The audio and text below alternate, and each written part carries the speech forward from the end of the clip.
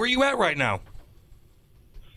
I'm in the beautiful Midwest here in St. Louis. Actually, ran into one of our other good friends, Danny Mack, last night down at the Billikens game and watched our boy Yuri Collins set the new assist record at the school. 20. That was pretty cool. He got 20. Yeah, all right. So I think folks want to know, like, everyone remembers Trevor Rosenthal as a Cardinal, saving 40-plus games, throwing 102 miles an hour, striking everybody out.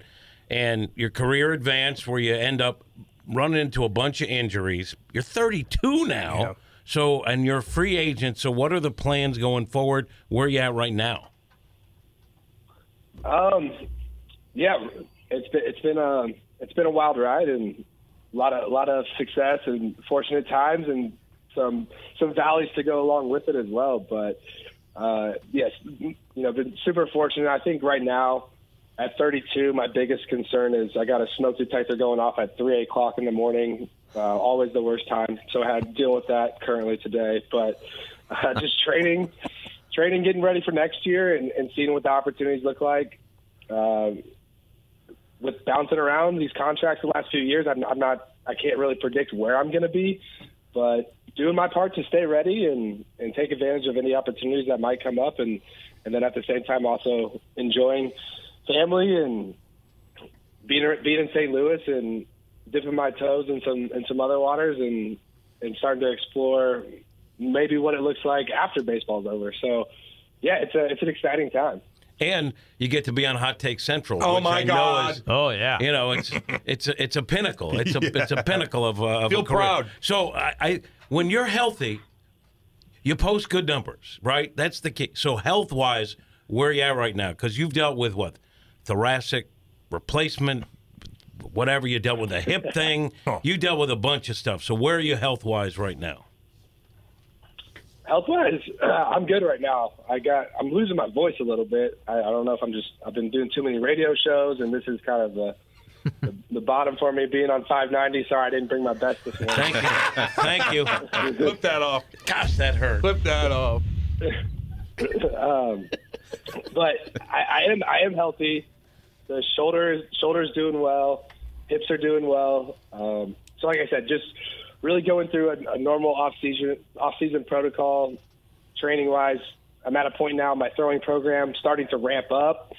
And as the weeks go by, I think as we get deeper into January, when I get off the mound and start getting closer to game speed, I'll really have an idea how I feel. But as you know, it's a long season, so how I feel in January isn't going to depict how I feel in May or June. So just really just doing the process, showing up, and taking care of myself, doing everything I can to, like I said earlier, take advantage of any opportunities that might come up here as we get closer to spring.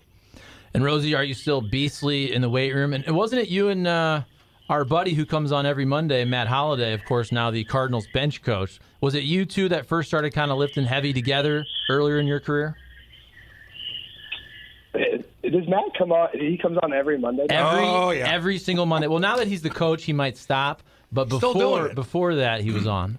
He loves us. He loves us. Yeah, he's.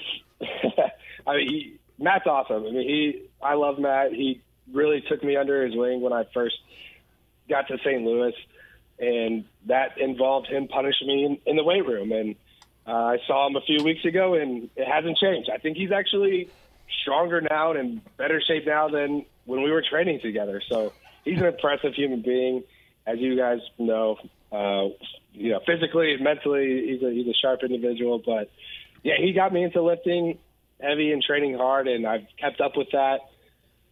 Still taking that same approach, and I guess you could say it's gone well, other than injuries. But who knows what that's from? If that's from the training or throwing a baseball 100 miles an hour, a million times. When you mentioned the injuries, so you've had seasons where you've had good numbers, and then you sign with a team, and then there's an injury, and or you think you're back on track. If you look at your career numbers, it's hit or miss because injuries have gotten in the way. I know you have a great family. I'll be honest with you, you've already made a lot of money, which is a nice thing to have tucked away under your belt. But what's that like emotionally for a guy who is still young, who can still perform at a very high level. He's healthy, but the injuries have gotten in the way. I would imagine you have to deal with that mentally. Definitely. It's the mental side of it, I think, is the hardest part, because in any profession, when you dedicate time, effort, sacrifice into your craft, and then you're not able to reap the rewards, it gets frustrating. And that's what these injuries have been for me. But luckily, I think I have a good support system, and continue to just take one step, put one foot in front of the other, even if those steps are small. And I think I was fortunate early on in my career when I was having success. I still had that same process and have relied on that process through and through. And it's led me very fortunate circumstances, like you alluded to with baseball and the financial terms. But I think it's a good application for life, and I'll continue to kind of go down that road, and even if I have to transition into something else other than baseball, or maybe something other than on the field baseball. So, Rosie, because you brought that up, and we, of course, want you to pitch for another 5 years, but I do follow you on Twitter, and I saw a while back that you asked about an online writing course, potentially taking that. So if you are also thinking about after baseball, what does that look like? Is that something with coaching or social media or business? Or radio? Radio, yeah. What are you thinking? Yeah, radio. I mean, radio. That's at the top of the list. We know people. He just laughed at us. I know. That's the second time he has pushed our face in the mud. Oh man. No, I would be more than happy to do what you guys are going to do. That's probably the coolest thing, and what I was looking forward to the most about coming on this morning is the relationships that I've developed with the local media market. You guys have been very supportive of me, and I know all of my teammates, and I think that's a special thing that we have in St. Louis. And I think you guys do the best job that I've seen around the country, and all these different organizations that I've been a part of. St. Louis is really a class act for all things sports, and you guys are a big part of that. But like I said, kind of just opening my eyes more or less to other opportunities that could be out there. I always took the approach with my baseball career that it was all in 100% and block out anything else that could, in my mind, be deemed be a distraction. And so at this point today, for the first time, seeing maybe a glimpse of light at the end of the tunnel, I wanted to start to open up my eyes a little bit and prepare for a potential, transition out of the game. So I don't know what I'm interested in, but radio, like I said, is at the top of the list, and trying to fill in the spots that go down from there. There is a cool program that Harvard Business School offers. It's a course specifically for professional athletes. I enrolled in that a few weeks ago and was accepted. And so I'm currently doing some Harvard business homework, which is eye-opening. I'm realizing that I might be for the first time really out of my league in that setting. But I think it's lending, some different viewpoints to the world for me, and I'm really enjoying that. Well, if you need help, I'll help you with it. Yeah, I'm open. Let's do it. It sounds really we can tough. do a live homework study. And but listen, if you're able to handle, I'd watch that. If you're able to would. handle a Harvard online course, then you're overqualified for sports talk radio. God. I mean, we're idiots. We could use you. So I wanted to ask you about Matt Holliday. He's now the bench coach, right? And when he played, I think the fact that he's kind of let his hair down, so to speak, doing radio and stuff, people have seen more of his personality. I used to hate doing interviews about him with the mics in front of his face. But I knew firsthand about Matt Holliday not being a lead by example guy, but being a guy who was all over his teammates in a good way, right? I mean, tell us about that relationship with Matt Holliday, because a lot of people were like, bench coach, all right, that makes sense. Wasn't he a quiet guy in the clubhouse as a player? He wasn't, right? Matt Holliday quiet? No. He's well, I think, Jimmy, you've gotten the wrath of Matt Holliday on multiple occasions. Yes, I have. Oh, yeah. He's I mean, for one, on the baseball IQ side, that's just in their blood, the Holliday blood. I mean, we see it with Jackson this year. We've seen it, coming down from the way Matt and his brother Josh were raised from their dad. And so I think that family continuing to pass along that tradition to future players is imperative. And I think the Cardinals are going to be very fortunate to have a guy like Matt Holliday. And it really reminds me of the time when I first came up in St. Louis in 2012, and we had Mark McGuire and John Mabry as hitting coaches. And I thought to myself, how lucky that these guys are willing to pour back into current players and share their experiences. And at that time, for me, to be able to learn from someone like that. And I know young players that are on this roster now are going to have that same experience. And I'm so proud of Matt for taking advantage of that opportunity and putting himself in a situation to really give back to the game and to the future generation of players. So I think it's he's made a lot more money than me, and this is something that's not a paycheck decision for him. And so it speaks to his character and his class, and he's doing this to put himself in that situation to give back, and you can't be shy for that. And he's not a shy person. If you ever been to Matt and Leslie's house, there is no telling how many humans you're going to see at that house at one time. They have an open door policy. They are involved in the communities.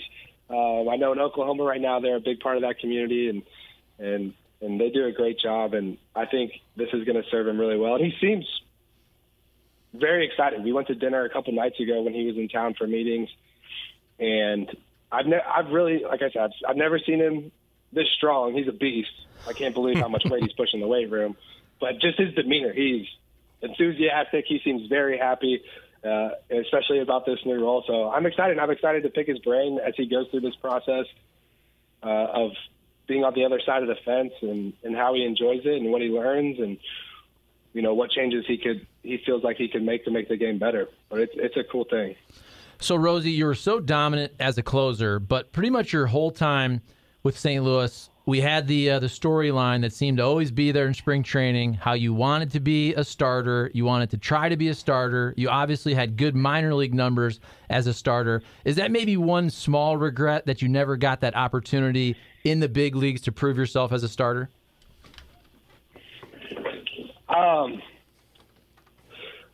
Yeah, I think so. I think I would have liked to have that opportunity, and it's hard to understand why I wasn't given that opportunity exactly.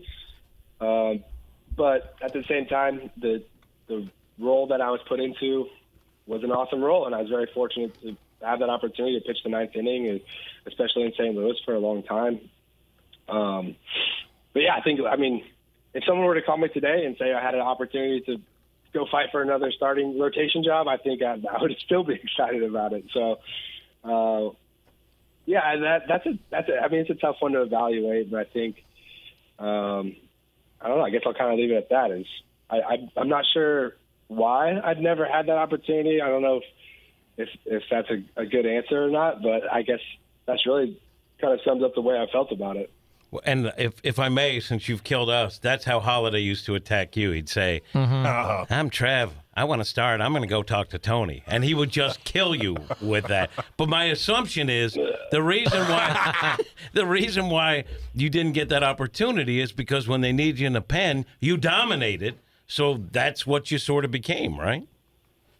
Exactly. There was a need, and I was fulfilling that need at a very, very good clip. So, yeah, it made sense from a front office standpoint. But in my mind, I would have still liked to have that opportunity. I think I could have done well. I think I could have done really well. And the minor league numbers back that up. And I don't think it hurts to give an opportunity. No, I agree with that. See what it looks like. I know obviously you're a guy who likes to challenge yourself with different things, but I remember when you were flying around that drone. Yeah. Do you still do that? I still enjoy that. I've transitioned a little bit more. I have 3 little kids, so it's more of finding what toys that I could find an excuse to buy for them that I could also enjoy.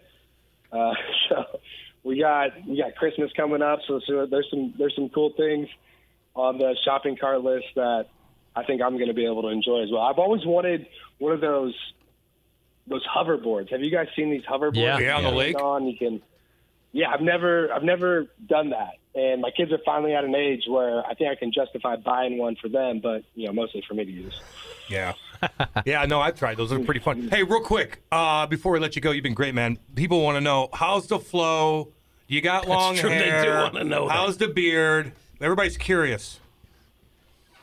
Everybody? Who's everybody? Oh, just The the text just line. the text No, line. it is true. The Yeah. text line's been. They wanna because know. People like The text line's blowing up. Yeah, Yeah. Because people see the picture of you with the Nationals, where you had the big beard Yeah. and the long hair. People want to know what you're sporting these days. I envy you with long, luscious hair like that. I got a bald spot. Yeah, I'm might be headed that way. I don't know. I'm trying to hold on here, but like I said, I've been going up to Harvard, sitting on these classes. I have to be presentable, so I'm a little bit more clean cut than the long beard and long shaggy hair. I actually was with a friend last night, and the last time that we hung out, I had a mullet, a nice Joe Dirt, Tennessee waterfall. Yeah. And he was saying that I should bring that back, but I don't know. Right now I'm clean cut. I mean, I enjoy that look the most, but you got to try everything out. You only get one shot at this, so I don't want to exit this life not ever partaking in growing out the hair. So do you tell people though that I go to Harvard? You say, I go to Harvard. You have to, right? That's what it's all about. I went to the school store and bought as many shirts that said Harvard That's on them as I could. Give me one of those, please. That's awesome. Yeah. So before we let you go, all right, you're kind of chirping us about the show. I want a grade from you how much you enjoyed your appearance on Hot Take Central this morning and how you think we did as a dais in questioning you. Give us a grade. A plus. There we go. Oh, my God. That's my guy. Oh, my God. So once a week, what do you think? Yeah, Every Thursday? Every Thursday? You can come in. You can come in, too, if you At want. 8:30? We'll pay you nothing. We know you're here. We'll pay you nothing. Yeah, exactly. But, yeah, pro bono. I'll come on. The payment will be the education. You guys give me the experience. You coach me up. Give me good rocking the mic, and that'll be enough. All right on, Rosie, man. I appreciate you coming on. You're the man, and good luck to you. And we'll talk soon, bud. All right, thanks, guys. See you, buddy. He's awesome. He is a cool cat. Trevor Rosenthal. He could play the game. He's a great talker. He could be great in radio. Smart dude. Goes to Harvard. I'm going to help him with it, of course. I want a shirt now. I want a Harvard shirt. I'd wear it every day. You gotta. Well, you can order it, but he is a student. But he talks about the media relationship, in St. Louis with the players. But the truth is, Charlie, you know this from covering these guys. Like, there's some players who just enjoy a little back and forth. He's always been one of those guys, right? That has always been great to deal with. Yeah, I'm sure he doesn't remember this, but I think it was 2020 or whatever it was that he was going to Nationals. He was on my flight. We're on the same flight. I was going to cover the Cardinals. He's going down there because the Nationals and the Astros had that new facility at the time in West Palm. And we were chatting as we're kind of waiting for our bags, and he's there with his family. And, yeah, I think you probably get that more in St. Louis than other markets where if you're on the East Coast, no offense, Kat, but I think sometimes there's a little more of trying to get you and trying to make yourself a name for yourself as a media member, whereas I feel like in St. Louis, we offer you the benefit of the doubt as a fan base and a media horde. Man, I like him. He's cool. You know what? But you know why that is, in my opinion, with the East Coast and like media in St. Louis? The reason, I think, is in order to survive, I think the media has to reflect sort of the community, right? If you're in New York or Philadelphia, market Boston, a market like that, where there's a ton of competing media, most of whom have no ties to the ball club. I'm talking about talk, right? You're going to take shots and you're going to dig and try to get clicks or views or listens that way. Where in St. Louis, most people want the Cardinals to win, right? So if you're an antagonist against them, I don't think you win over a bigger audience that way. Yeah. You see what I'm saying? No, I do. And the other show, so I'm sure they have the drop, but Holiday would come on and he would do a Trevor Rosenthal impression. And it actually sounded like Trevor, but he would say, I'm a starter at heart. Yeah, I'm a starter. I'm going to go talk. That's what I was trying to do. I couldn't do it. But he remembers it because Holiday would do it in front of him. He'd do it in the clubhouse. He'd do it on the radio. I'm a starter. I'm going to go talk to Tony. So what does he have to do to get another chance, another shot? Is his agent calling people? Yeah, I'm sure. He'll have to probably try. It's been a while now because he was hurt last year and he's coming off some things. But again, he's only 32. 32, yeah. And with relief pitchers, we've seen that with other guys where out of the blue, someone comes back and they still have it, right? So he had a hip surgery too. He had thoracic. Oh God. And he did pitch a little bit in the minors last year. Thoracic outlet surgery. He had a big hip issue. Ooh. Yeah, he did. But he's going to have to show someone. And I think he had one of those tryouts where he had a bunch of teams there, and he wasn't healthy for that. If he's healthy now, someone will give him a look, and he'll get an opportunity. Because when he was at his best, again, when he's healthy, he gets it done. Yeah, man. He's a good dude. Harvard. I'm just taking these Harvard classes online. Like, I'd like to just to see what it's all about. Just to see. And be like, oh, my God. It's like crypto. Our guy Chris Gardner did that. He took an online class. He took a free online class at Harvard. So he tells people he went to Harvard and he bought some shirts and all that. I love that. I saw that. He made like a whole Twitter thing out of it. It's cool. Let's get a bunch of Harvard shirts and just wear them all the time. And then act and look down upon people. That's what I want to do, Jimmy. When I went to college, get away from me, peasant. When I went to college in Boston for 1 year at Emerson College, some of my buddies from college there, we would just go to the Harvard campus and walk around, and you could see like Emerson was a communications school for idiots like me. It was a different animal going to Harvard. You could walk around campus and just know, I don't belong here. We used to do that too in Albany. My first year in the minors, just go to the campus and walk around. No one even said anything. We used to walk around and try to talk to girls the whole time. At Albany University, University of Albany? I guess it was Albany University. I don't know. Probably we just cruised around. Hi, how you doing? Hey, we walk into classes. We didn't have anything to do. Bored all damn day. Just got with practice. Like, let's go to campus again and creep everybody out. There's a lot of girls here. 30-year-old men. We go up there. Good God.